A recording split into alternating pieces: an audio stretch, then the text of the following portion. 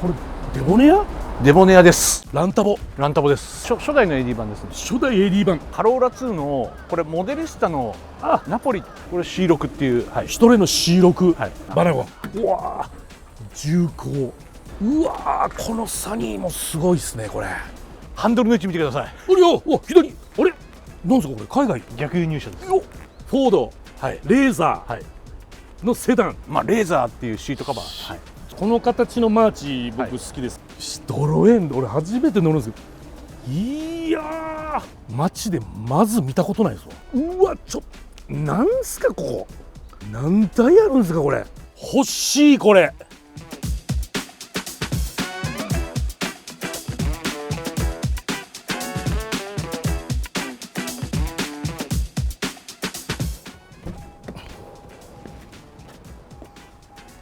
どうもよろしくお願いします。山口智光です。お願いします。今爆安オートさんですね、千葉にあるんですけども、ずっと僕が来たかったところですね。で今回ぜひということでお邪魔させていただきました。トヨタのコンフォートデラックスっていう、車なんですけど、年式は2008年なんで、全然旧車でもなんでもないんですけど、形的には、最近では見なくなった形だと思うんですよね。でこういうセダンタイプの車だから、今でいうとそのタクシーとか、ちょっと前ですね、今もジャパンタクシーが多くなってきてるんですけど、タクシーとかでよく見てたこのセダンっていう形ですね。でこれは元教習車なんで、教習所で走ってた車なんですよね。駅前に止まってるタクシーによく乗らせてもらってたんですけど、ずっと僕後ろから運転したいなってずっと思ってたんですよ。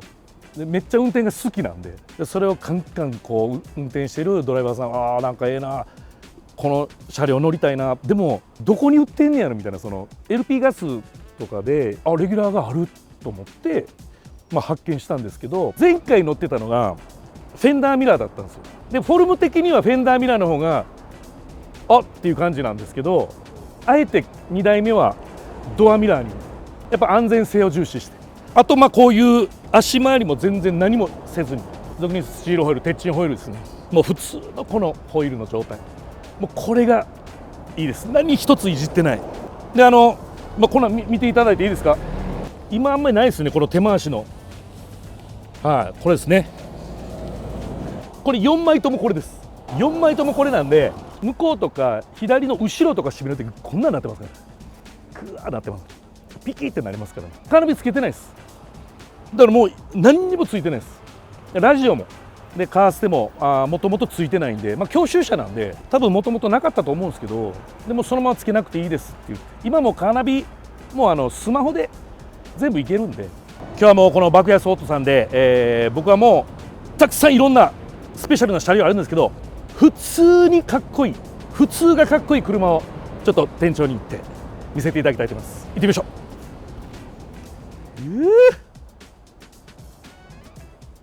こんにちは、どうも。こんにちは。お世話になります。山口です。どうも。遠藤です。遠藤さんよろしくお願いします。お願いします。お世話になります。ずっと来たかった。ありがとうございます。爆安オートさん、本当にもういろいろ YouTube でもいろんな方が来られてまして、それを見ながらちょっと羨ましいなと思いながら、でも今回ちょっとお話あったんで、ぜひ爆安オートさんに行きたいというふうに言いましたら、願い叶いましたのでよろしくお願いします。ありがとうございます。3年になるんですか。千葉北で5年なんですけど、実質6年ですね。6年目ですね。6年やってらっしゃって、で最初から僕カーセンサーとか、グーとかでいろいろこう見てると、必ず爆安オートさんにたどり着くんですよ。僕の好きな車がめっちゃあるんで、車好きの方だとそれはすごく言われます。そうですよね。でこれも最初からこのコンセプトで、もともと僕好きなんですけど、もともとはやっぱ低価格帯の軽自動車とかをスタートです。そうなんですね。俗に普通の車というか、そうですよね。格安車専門です。で、お買い求めやすい車を扱ってたのが、どの辺からだんだんこのマニアックになっていったんですか。そうですね。だんだんやっぱり僕がちょっと欲しい欲が出てきてしまって、それやっぱ遠藤さんのそうですね。すごい旧車とか、人気の旧車ってあるじゃないですか。相当値段も高騰してるやつとかは逆にあるんですけど、っていう、要するに絶滅危惧車というか、なんでこの車両がこの状態であんのみたいなのが出てるじゃないですか。あんなどっから持ってくるんですか。よく類は友を呼ぶって言うんですけど、うんやっぱ集まってきちゃうようになりましたね。はい、そうか、こういうの扱ってる車屋さんだったらまあだからこういうの買い取ってくれるやろとそうですか。一般的には評価してもらえないんじゃないかって思うんですけど、うちは逆に置いてあるんでいっぱい、はまあ、だから逆に、まあ、紹介していただいたりとか、ちょっともう車買い替えるんでお願いしますっていうので、やっぱどんどん逆に年々なんか集まるようになってきました、車がい、もう。そういうことですか。今全部で何台あるんですか。約500台以上ですね。はい。いいですか。もうまずちょっとはい僕向こうから歩いてくるときちょっと薄めで来てるんですけど、はい。あんまりがっつり見んどこうと思って、はい。いろいろとちょっとはい見させていただいて、このワゴンいいですね。これ多分実質2年間3年間ぐらいしか作ってなくて、当時ワゴンってまだブームが来てなかったんですよ。はなんで逆に売れなかった車なんですよ。だけどその後ワゴンブームが来てすごい再評価されちゃったってい。いうなるほど車です。なるほど。グリルとかもこのちょっと落ち着いた感じ。まあ僕も大好きです。ね、この辺いいですよね。はいうわこれいい。これめっちゃいいですね。今見るとかっこいいです。すごい。結構いろいろやり直して程度はもうその分含めてこの金額になってますね。でも内装めっちゃ綺麗ですね。はい。平成2年ですね。平成2年っていうことは5年前。平成2年で35年前ですか。平成だとあんま旧車っぽく見えないんですけど、ないですもんねもう十分旧車です。35年ですもんね。はい旧車って、はい何の条件がそれで旧車ああ、旧車と言われる条件。まあ一般的にはまあもちろん年数歳月経った車なんですけど、30年とか経てばもちろん旧車だと思うんですけど、平成初頭とかだとやっぱネオクラシックって言葉が出てきてて、そうですね。まあネオクラって言われてるんですけネオど、クラ。はい。年式的には多分ネオクラに当たるんですかね。その旧車の定義っていうのが分からずやっぱ旧車ってなってますけど。でもまあもうん。う、まあ20年30年経てばは一応もう旧車っていう扱いだと思いい。ます。感じですかね。はいこの辺のこれは AD 版ですよねこれね。そうです。初代の AD 版ですね。初代 AD 版。この角めの。これライト周りちょっと多分海外仕様にちょっといじってる感じで仕上げてだからこの感じになってるんですね。これデボネア？デボネアですシープ。あ、もうこの辺、このちょっとカクカクしたやつ、この辺好きです。うわ、この三菱のエンブレムの。もう逆に今ない形じゃないですか。そうですよね。はいうわー、デボネア渋いな。ちょっと後ろ見せてください。うわー、なんかいやらしくない高級車ですね。いやらしさないですね。今見るとかっこいいです。かっこいいですね。はいうわー、デボネアいいっすね。スーパーサロンだからグレード的にはすごいいいやつなんでしょうね、これ。いいやつですね。うわ、もうたまらんなこれ。うわー、来たファミリア。何年のやつ？昭和58年。はい。まあ40もう2年前ですね。ファミリアもうめっちゃ流行りましたもんね。これはサーフボードつけて。ねはい。でやっぱ赤のイメージありましたよ。はい。ファミリア198万。うわー、これマニュアルですか？マニュアルでこれそうですね。ワンオーナー車。うわー、ターボはい。純正5速マニュアル。うわ、なんで綺麗。内装綺麗ですね。サンルーフ。サンルーフです。サンルーフもこれちゃんと動くんですよ。今実動です。手動じゃないですか？確か電動です。電動で。はい。うわ渋いな。5速やったらいいですよね。いいです。 4速だとちょっとあれですけど、たまらんっすね。ちなみに遠藤さんの乗ってらっしゃる車は？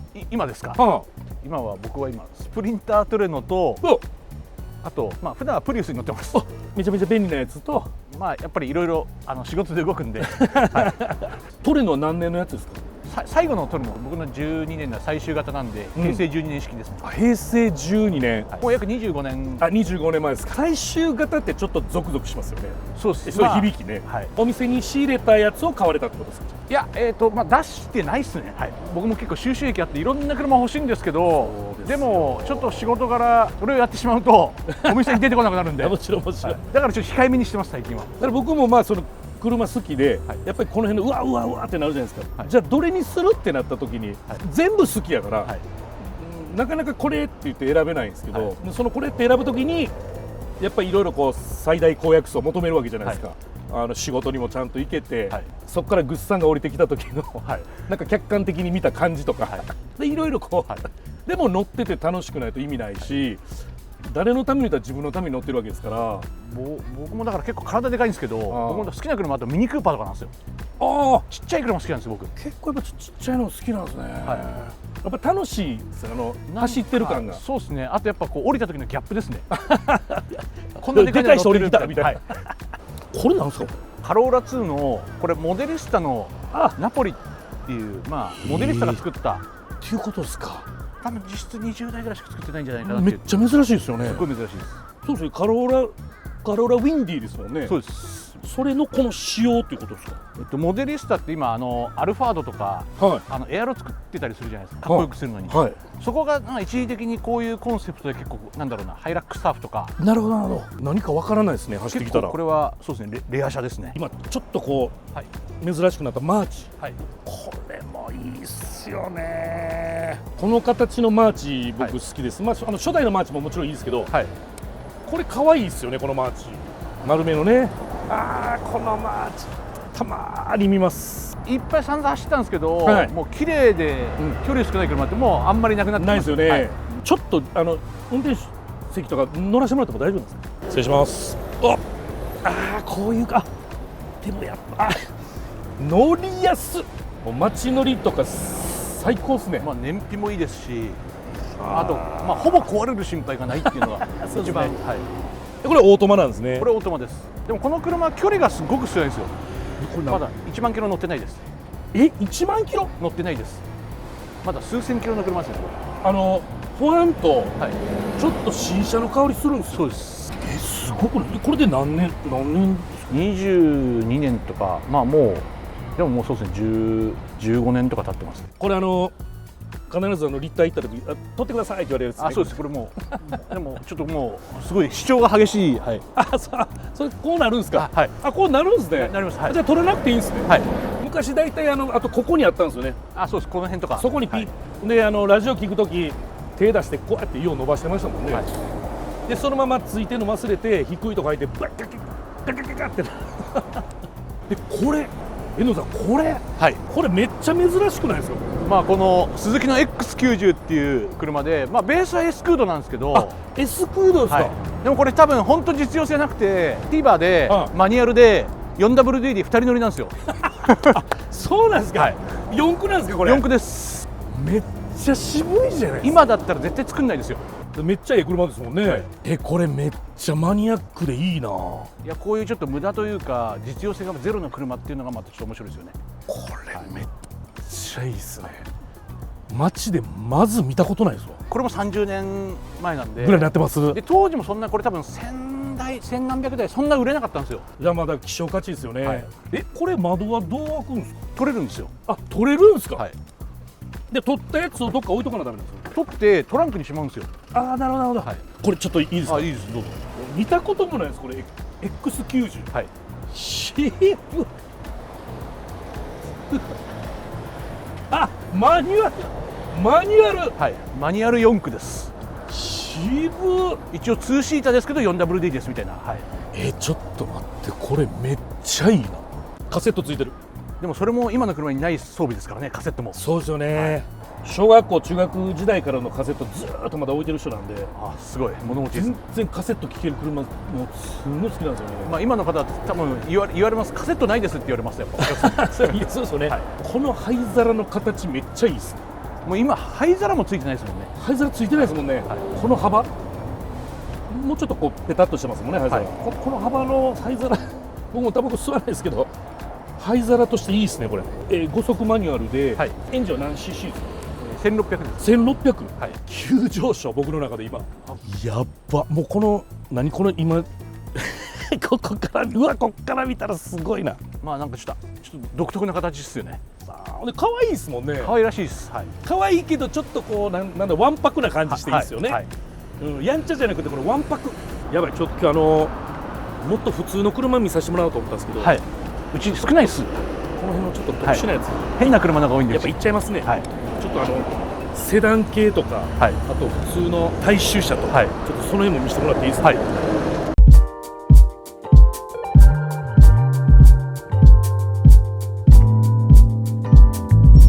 もう爆安オートさん車両がたくさんあるんで、ここだけじゃなくて他に僕見たい車がまだ向こうのとこにあるということなんで、そこちょっと行きましょうかね。いや嬉しい。これ向こう回るんですね。シビックのフェリオっていう、車両が一番最初に自分でこの世界入って買った車ですね。20代でした。でこの世界に25で入ったんで、そこからもちろん車持てないですし、まあ、車大好きなんですけど全然その所有できる状況じゃなかったんで、やっぱり子供が生まれてやっぱりどっか遊びに連れて行ってあげたいし、まあ、自分も車でどっか行きたいしっていうのがあって買いましたね。目的地に結構自走で行ってるんで、大阪も行きますし、大阪東京間とか、あと名古屋も、だから仕事行く時はもう基本は自走なんで、だからドライブっていうよりも本当に仕事の現場行くのをそのまま車楽しんでるみたいな感じですかね。ここですね、もう一個のエリア。もうちょっと見えてる感じがもうすごいんですけど、うわー来た。すいません、また失礼します。ここは遠藤さんまたどういう場所になるんですか？まず車の仕上げはい、やるスペースです。あとはまあバックヤードとして、ここに全部保管してます。ネットとかで見させていただいてるはい写真は基本ここで撮影してる。そうです。で、まあ、今ちょっと通じ今詰めちゃってるんですけど、はいこちらでまあ洗車したり、ああ、なるほど。室内清掃やったりっていうスペースになります。すごいですね。もうちょっと目の前にいろんな興奮する車がたくさんあるんですけど、はい、いいですか、また早速見させていただいて、はいはい、これシトロエンですか？これ C6 っていう、はい、シトロエンの C6、はい、僕はちょっとこう馴染みのないラグジュアリーな感じです、ね、そうです。多分テリーとさん多分これ乗られてましたね。そうですか、はい、ちょっとなんか形がいびつな感じで、いびつな独特ですね、はい、もうリアのガラスとかが特にもうちょっと変わってるというか、確かに。うわ何これ、こうじゃなくてこうなんですか？そうです。割れたらどうするんだろうみたいな感じです。こうなんかちょっとスタジアムみたいな感じの、そうです。テールのこのランプもこれそうです。こうした上ここに出して、もうなんか全部が結構作り的に。そうですね。これも運転席ちょっと乗って、どうぞ。はい。マジっすか？シトロエン、俺初めて乗るんですけど、いやどうぞ。ラグジュアリーっすね。失礼します。車内明るい。乗ったことないです。この革シートに乗ったことないんで。でもそうですね。ちょっとああいうコンフォートとかプロボックスとかと比較すると真逆の車ですね。真逆っすね。はい。で、あとこんなにスイッチある車に乗ったことないですわ。でも大きさそんなになんか一瞬めっちゃ長く見えるんですけど、はい、そこまで大きくないですね。そこまで、はい、うわ、サンルーフついてるんですか？はい。これまたちょっと別世界ですね。ちょっとラグジュアリーな車です。ラグジュアリーですね。はい、シャレード、はい、めっちゃ好きです。これ多分シャレードって気づく人があんまりいないです。スターレットとかいう人います。もうスターレットとかね、はい、この辺のだからシャレード、スターレット、ミラージュとか、はい、こういったハッチバックというか、はい、それのでも4ドア、はい、しっぽいっすね。だからちょっとこの前にマツダとファミリアがあったりとか、そうです。この当時の家族でお出かけのスタイルだったんですもんね。はい、人が乗れて後ろに荷物詰めてっていう、ハッチバックっていう、これほんでまためっちゃ綺麗ですね。まあポイントあとマニュアル車っていうところです。よし、5速、はい、うわちょっと俺今ゾクゾクしてるわ。これも決して販売価格というか車的な値段は高い車ではないんですけど、はい、探してきてありますかって言ったらない車なんですよ。ないです、ないです。はい、でまたこのなんか微妙な色がまた、はい、色もいいんですよ。この、はいはい、だから逆にシャレードもデトマスとかだったらやっぱりあるんですよ。ありますね。でこういう普通の低グレードのって残ってないんですよ。低グレードですよ。はい、低グレード。はい、向いたらもう車からしたらケチョンケチョンに言われてるんですけどね。でも僕からしたら褒め言葉。そうですよね。はい、これマットも純正のシャレードって書いてあるの。でこのなんとも言えないこのシートのこの色とかこの柄。でも結構後ろもこれ十分ですよね。まあ乗れます。5人乗りですもんね。はい、全然椅子へたりがない。でカセットもこれ純正ですよね。はい、純正がついてるんですよね。逆にこの車ゆえに多分いじられてこなかったって感じですね。で一応四駆っていうのもまたはい、ほんまや四駆や。めっちゃ珍しくないですか？珍しいです。多分グレードなんかそうです。四駆なんですね。はい、四駆の5速マニュアル。はい、これ値段ってお聞きしていいですか？今一番多分皆さん50万、100万、150万とかそういうボーダーでこう行くんですけど、乗り出し千葉ナンバー68万円、やっぱ70万切ってます。乗り出し価格。はい。うわいいですね。この辺が多分いろいろ値段とかいろいろまあ希少さもあるんですけど、まあ値段とかが全然手が出やすい価格帯。時間いいですよって俺とここでずっと入れますんで、ここで飯食えるんで。食えますか？一回離れます。自分に今このジムにこの昔の1個前のカクカクしたはいジムニーからこれになって、はい意外とこれってちょっと少ないというか、はい、あんまり人気ないジムニーだったりなんか本当のジムニー乗りってやっぱその前の方の、まあ、11型22型1122ね、はいはい、カクカクしたやつね、あと足回りとかが、はまあ、22からなんですけど、は板バネじゃなくてコイルになったんであ街乗りのは結構いいんですよ。い、なるほどなるほど。でも今見たら、はい俺このジムニー結構好きなんですよね。でもジムニーはやっぱり根強いっすよ。ファンが多い車ですね。でちょっとインチアップしてもちろんそうですこれははいそうですよね、高くなってる。ああでもタイヤもすっげえかっこいいの履かして好き好き。このジムニーでももう中乗用車ね、乗用車です。乗りやすいですよね。パプリカですか。あ、初代パプリカです。うわー出た。あこの辺はもうねちょっと博物館級のやつはもう、旧車ですね。はい。あもう完全旧車ですよね。なんていうの現実的じゃないんでうわーってなるんですけどって感じなんですよ。やっぱりどっか現実を求めてるんで、まあじゃあ現実的なコーナーに行きましょう。現実的なコーナーはい、戻りましょう。うわなんすかここ何台あるんですかこれ。ちょっとこの辺いいですか。はい。この辺のフォード、はい。レーザはい。ーのセダン、はい。だこの時代多分フォードって多分あとフェスティバとか。フェスティバね、はい。フォードフェスティバ、松田かどっかとのそうです。なんかコラボのあれですよね。そうです。フォードフェスティバちょうどだから高校3年生ぐらいの時に僕らの連れのお姉ちゃんが乗ってて、はいでそれに連れが運転して出かけてましたね。サンルーフのあ、キャンバストップ。キャンパストップ、はい。フェスティバの、はい。当時だからフォードって言ったら僕多分アメリカのはいメーカーだったんで、はこのフォードっていうマークがついてはい。右ハンドルで、はいっていうのがもう珍しかったんですよね。だあからすごかったんですよね当時。あ4速マニュアルなんだ。あとはシートカバーが今なかなかついてないですけど、まあレーザーっていうシートカバー。はい。純正の純正の。これもだからその買った時のはい。そのままのやつですよねそのまま。です。よくありましたねこの車。なんかあれね、なんか僕もびっくりです。いいですかちょっと運転席。あ、いいですよ。どうぞ。いいですかはい。ないの人生の中でこんなん乗れることが。すいません失礼します。あなるほどこの感じなんですね。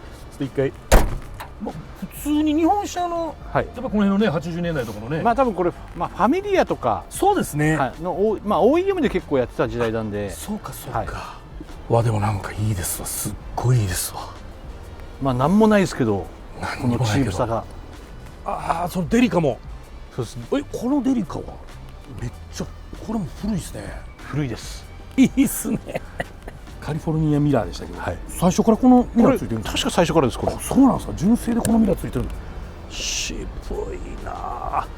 うわランサーランタボランタボです。ランタボ、はい当時早すぎて要するに警察車両が追っかけられないって言って、販売中止になったっていう話あったんですよ。ほんまなんですかね。今だと速くないですけど、はい多分当時だと速かったなと思います。一番速い車でしたもんね、はいランタボっつったら。この辺もいいっすね。あ、カペラ、ジジ。カペラマツダカペラ。まあ、あとは NX クーペとかですね。あうわーサニー、うわーこのサニーもすごいっすねこれ。僕大好きでこのサニーの形が、とはい。要するにカクカク好きはもう絶対これあ、まあ外せないですね。もう答えなんですよ、はいこれが答えなんですよ。うちも今ちょうど2台あって、こっちが低グレードの、こっち低グレードなんですよ、はいホイールもそうですもんね、はい。鉄鎮でフラフラしてきました。多分フラフラして血圧上がってるんだと思うんですけど興奮してこれも渋い。うわーバナゴン。はい。そうかこの時代はバナゴンはスライドが片っぽだけか。あそうですよね。多分この時代多分全部の車が多分違う危ないっていう。あそういうことですよね、はい。古いバナゴンは一回乗ったことあるんですけど、はい実用的ですよねこれね。こっちだったらまだ全然今通用します。そうですよね、はいガンガン走りますよね。これ何人乗りなんですかこれで。7人乗りですね。スライドしていいですか。スライド、はい扉、はい開けていいですか。はい。おあいいで、あとトランクスペースも案外広いんですよ。いいですよね。スーツケースとかはいそのままドーンと置けますよね。でシートもこれ回転。あ回転します。はい。これだからセカンドシートがテーブルになってそうです。運転席と助手席こっち向くやつですよね。そうです。あこれできるんですか。できます。わこれ夢の夢のそうです。もうリビングになるやつ。大体このセカンドとサードが向き合うのははい日本車でもありますけど、これなかなかないですよね。なかなかないですこれは。もうサービスエリアとか見たらもう旅最高ですよね。まあ車中泊ぴったりです。車中泊7人乗りどんどんうち家族家からどんどん出ていってんのに今から7人乗りってまたあれですね、どうしたんや現実的じゃないですね。現実でも欲しいですけどね、ベンツもそうですけど、フォルクスワーゲンもそうですけど、ドイツ車のこのドフッとしたドアのね、この辺いいですよ。失礼します。おお、これこんな角度なの？そうなんです。バナゴンそうなんですよ。これが元からこうなんですよ。こっち側に向いてるんですよ。仮置きしてるみたいな感じ。そうです。わ、でも高さもいいですね。このスイッチ系もドフドフしてるんだ。なんか東京大阪間、名古屋とかも車でガンガン行ってるんで、これだと楽やろな。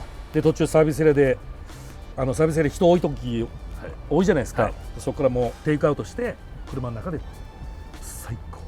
やっぱり商用車好きなんで、言ったらドイツの普通の商用車じゃないですか、それを人乗れるようにしてるんですけど、業者さんとか工事業者の人とかが乗ってる車ですもんね、もともとね。ハイエース的な、日本でいうと、余計なことしてない感が。これちょっと開けていいですか？どうぞ。うわー、重厚。うわ、すげえ。7人乗ってこれ普通にスーツケース立ててこうやって詰めますもんね。で横にしてもぶわー詰めるし、海外とかロケ行った時に向こうの車両さん、僕らロケで移動する時の車両がめっちゃかっこよかったりするんです。で大体このバーナゴン、これ系とか、この間タヒチ行った時がまさしくそんなんのマニュアル車でしたね。左ハンドルでごっついの乗ってましたね。さらにあるんですか？まださらに。いやー、終わらへん。その後ろあれなんですか？カローラとかですか？カリーナですね。カリーナカクカクしてますね。ここも好きです。でもそうですね。サニーとかそういう形的には好きです。カリーナ大好き。ちょっと面白いんですけど、よく見てください。ハンドルの位置見てください。左、あれなんですかこれ？海外逆輸入車です。こっちが今3台。そうですよね、3台ありますよね。基本的に右ハンドルの車なんですけど、これ左ハンドルでエンジンも乗せ替えてます。そうなんですか。ミッドシップで6速にしてます。すっごいですね。カローラ。うわー、これは多分もうほとんど残ってないと81なんで、86世代のシフトレバーのあれが長いですね。この車幅灯がいいですね。これもいい。タクトポールとも言われてましたね。でも今ついてる方がかっこいいですよ。かっこいいですね。でこれドアミラーなんですね。この時代多分やっとドアミラーになり始めた頃ですね。これで何年ぐらいですかね？昭和59年8年とかぐらいですか。RVR。RVR。これもいい。あれ通道なんですか？で向こう側だけです。向こう側だけ扉あるんですか？そういうやつなんですか RVR って？次の方から確かつきます。そうですよね。うわ珍しい。後ろの扉あっちしかない。これもだから面白いのはマニュアルなんですよ。うわ、そうですね。これも4区マニュアルって感じね。売れ筋ってありますか？うちの場合やっぱり一般的な車屋さんって例えば売れ筋がプリウスですとか N ボックスですとかっていうのがあると思うんですよ。燃費とか、物積みやすいとかもうなんか一般的な統一されてるんですけど、うちの場合やっぱり同じ車がないんで、そうですよね。売れ筋データが正直取れないっていうのはあります。でもここにある車ってこういう希少車とかレア車なんですけど、うち軽自動車一般的な車もやっぱり売ってるんで、そうするとやっぱ軽自動車とかっていうのはやっぱり正直回転足が速い1台の車に嬉しいことなんですけど、何人も重複してしまうんですよ。だけど1台しかないんで1人の方にしか販売ができない。結果そうですもんね。どういう方というか年齢的にはどの辺の方ですか？うちは結構正直年齢層すごく広いんですよ。で来店される方も、エリアもすごいんですよ。もう上北海道下は沖縄、本当は若い方免許取って初めての車っていう方もいますし、そうですね。あと女性で正直見た目じゃないんですけど、見た目では軽自動車かな、ラパンかな、可愛らしい車かなって思うけど、やっぱクラウンくださいとかセドリックくださいとかいらっしゃるんだ。やっぱりもう最後の車としてこれが欲しいってまた戻るリターンする対の車方もいます。やっぱ思い入れがどうしてもあって。そうですよね。そう昔乗ってたとか実家がこれやったとか、そうですね、親父がこれ乗っててよく後ろ乗ってたんですよ、みたいな人もいるし、あとやっぱり若い時買えなかった、やっと今働いて年齢になはいってやっと帰るっていう、はい、定年迎えてうん乗ってたけどやっぱり手放さざるを得なかったけどまた最後もう一回乗りたいんだよねっていう方結構多いです。車って本当もう永遠ですよねこれ本当に。これいいじゃないですか。これめっちゃ綺麗じゃないですか。あとこれもそうそう、僕のポイントは一応5速マニュアルっていう。日産ラルゴ。はい、うわー渋い。出た。めっちゃ綺麗ですねこれ。これ中とかも本当にすごい綺麗です。うわこれ1234567 8人乗り。はいこれすげえ。で5速マニュアル。はい、で屋根もサンルーフ。うわこういうパノラマルーフっていうんですか。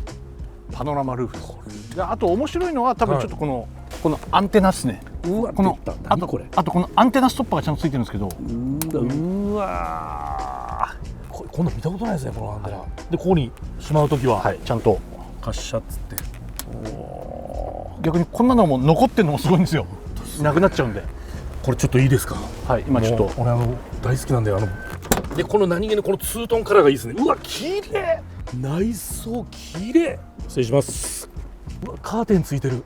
なんかこれ落ち着く家の香りしますね。はい、車っていうか家の香り。家の香りです。何がいいってマニュアルとこのあと内装のこの色とか、あとやっぱ今の時代ではないこのツートンのこの組み合わせ。そうですよね、これ内装の色いいな。これシートもめっちゃ綺麗な。でフルノーマルっていうのもまたいいですね。ちょっとこれ後ろも乗らせてもらっていいですか。はい、そうかスライドがこれ片側なんですね。うわー開けますか。すいませんすいません。いやこれも回転シートですね。これだからセカンドとサードが向かい合うということですね。失礼します。いや全然後ろのシートとかもへたりないですね。全然本当にすごく綺麗なんですよこれ。すっごい綺麗に乗ってらっしゃったんですね。欲しいこれ。すごいこれ。すごいですよねこれ。これ何年ですか。確か平成2年とか35年ぐらい。35年経ってこれですか。だから異常な、まあもちろんおそらくガレージ入ってたと思うんですけど、でも異常な綺麗さです。これ頭上注意とか前のオーナーさん優しい方だなこれ。乗る人のために。いやちょっともう綺麗すぎて気使います。荷物も十分だな。これはだから後ろの3列シートはスライドはしないですもんね。スライドはちょっと中身も倒れるか。はい、うわすごい。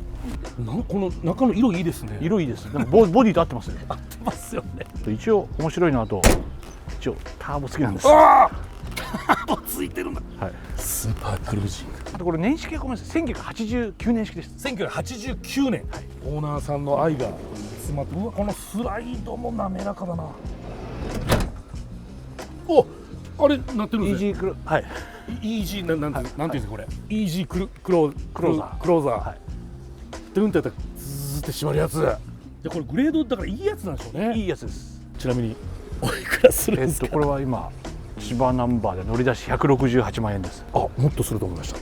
もっとすると思ってました。これでもっとあれなんですけど、程度いいし、これ次探してきてくれって言われたら多分ちょっとない条件なんで。ないと思います。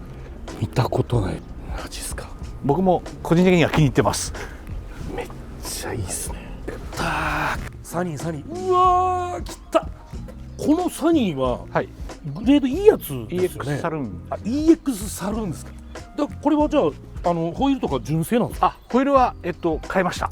でもホイール足回りはちょっと変えてるってことですよね。ホイールだけ。はい。これが僕がちょうど免許取って1900あれ、ちょっと僕サラリーマンやってて18歳で取れなかったんで20歳で取ったんですけど、でその時にやっぱ僕カクカクした車が欲しくて乗りたかった車なんですよね。セダンでもちろん三菱ジープ今乗ってて、それもずっと乗りたかったんですけど、普通の乗用車ではこのサニーが乗りたかったんですね。でなんでかというとこれカクカクだから。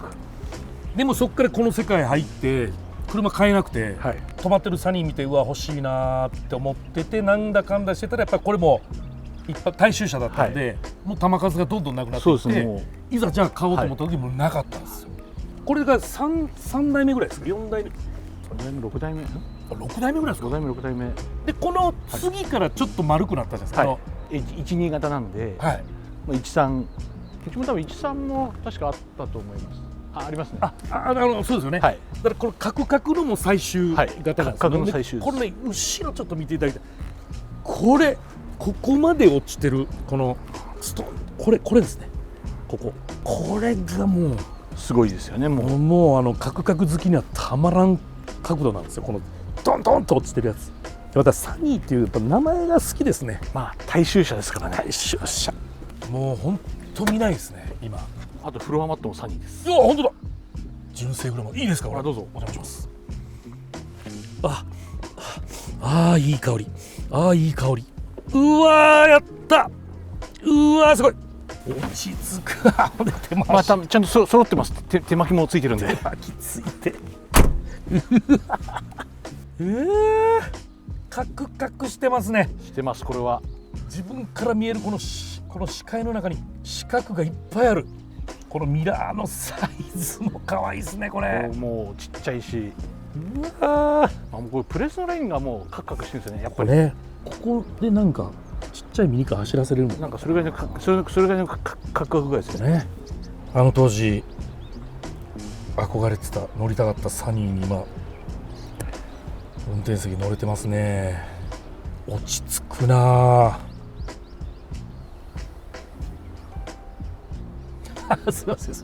もう何にもしないでこの乗ってる時間が幸せです。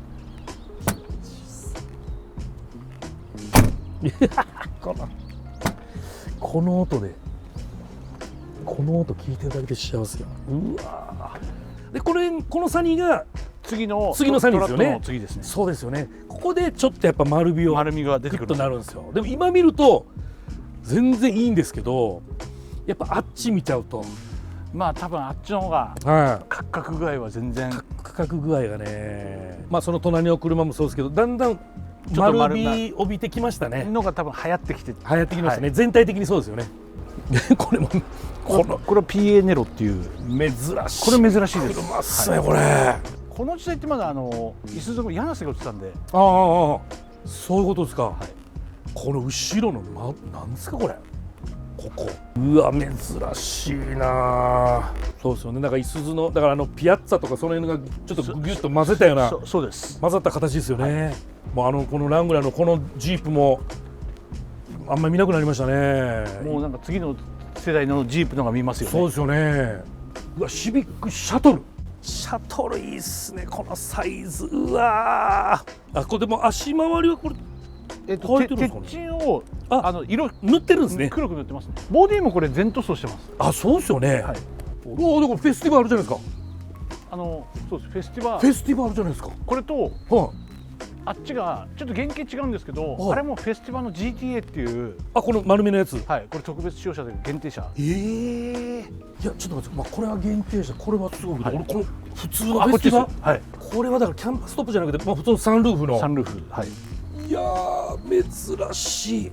まあ見ないですね。もう見なくなったと思います。もう多分最後のでも多分もう25年ぐらい経つんで。そうですよね。うわまたこれシートも多分この時代ならではの。ちょっと待って。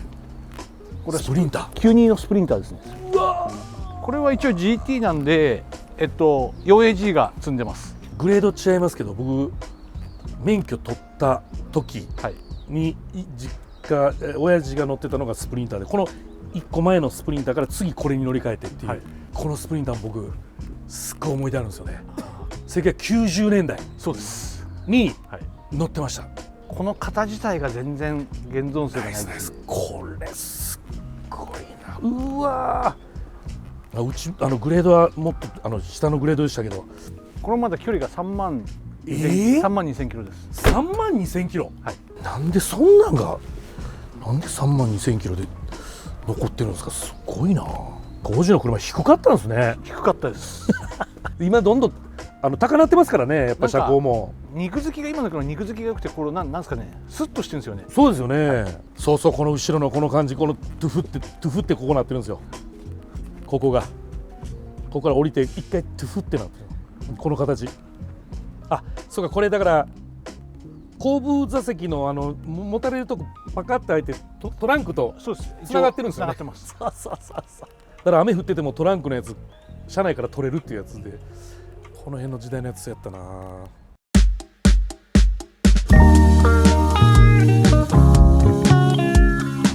近くにあるのでやっぱりこのラルゴ、はい、これはたまらんですね。だからすっごい現実的なことで言うと、もう本当に買いたいなと思うのはラルゴとか、シャレード、あれは良かったっすね。であと、鈴木の X90、あれもたまらないっすね。サニーもやっぱり憧れ、僕はもう好きなの、カクカクのサニーも好きだったんであれですけど、コンフォートも今乗ってるんですけど、やっぱカクカクの世界観的には似てるんで、逆にX90 とか、シャレードとか、このラルゴとか、ちょっと別口でなんかちょっと印象残りましたね。たまらないですね。またいつでも気軽に来ていただければ、本当ですか。はい、本当に来ますよ。はい、お待ちしてます。面倒くさがらずにぜひ会いてください。いやいや、もう常にお待ちしてます。今日はどうもありがとうございました。ありがとうございました。実際にその実車にもう目の前で見れて触れてっていうのができたことが、もうまず幸せっていうことと、まず僕がこの好きな車種たちがここに残ってるっていうことが、もうそれが本当に車遺産といいますかね、僕にとっての車遺産がもうたくさんありますんで、もう興奮冷めやまなぬ、この何でしょうね、今この時間ですかね、最高に気持ちいい、心地いい時間を過ごさせていただきました。この車がずっと乗れる世界であることを願っておりますね。はい、ありがとうございました。